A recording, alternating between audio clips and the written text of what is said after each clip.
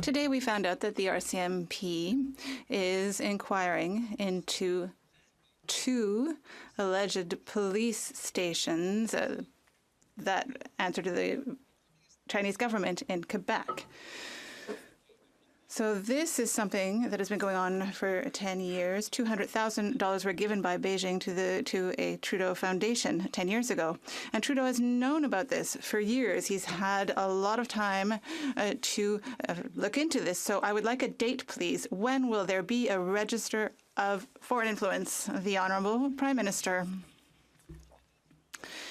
Mr. Speaker, when it comes to foreign interference trying to harass or to monitor Canadians, that is completely unacceptable. The RCMP has stated that it is inquiring actively into those alleged police stations, and it will not hesitate to act again. Everyone should feel safe in this country, and we will take every measure necessary to protect Canadians from unacceptable actions by hostile authoritarian regimes. The Honourable Leader of the Opposition. On what date will the Prime Minister bring in a foreign influence registry? This is something that his own top public servant has suggested, something he's discussed with the Australian Prime Minister, an idea that he's known about for years and could have consulted on all of that time. You have to register if you want to lobby on behalf of the food bank, but you don't have to register if you want to manipulate our democracy on behalf of a foreign dictatorship. That is the case after 8 years of this Prime Minister. 8 years is long enough. Enough talk. On what date will we have a foreign influence registry? The date. The Right Honourable Prime Minister.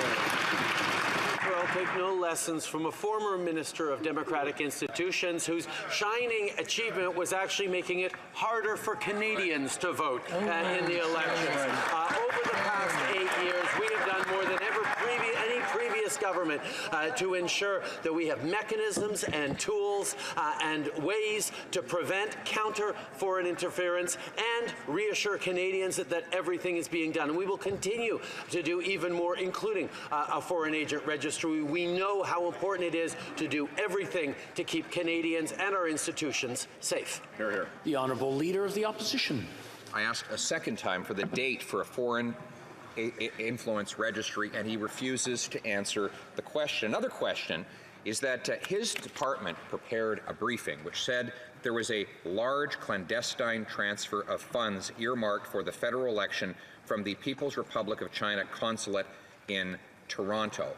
Will the Prime Minister commit to return any of the funds that the Liberal Party, its local associations, his leadership campaign, or any Liberal nomination contestants received from the PRC? Yes or no? Right Honourable Prime Minister.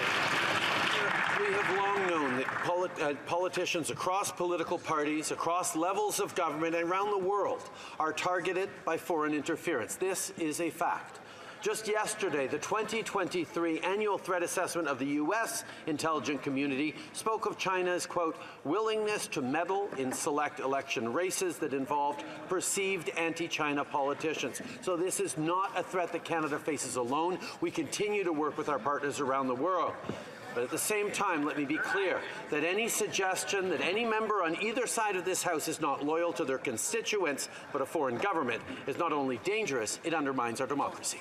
Will the Prime Minister commit to returning any money that his party or his leadership campaign or any other branch of the Liberal Party got from the PRC? Yes or no? Right Honourable Prime Minister.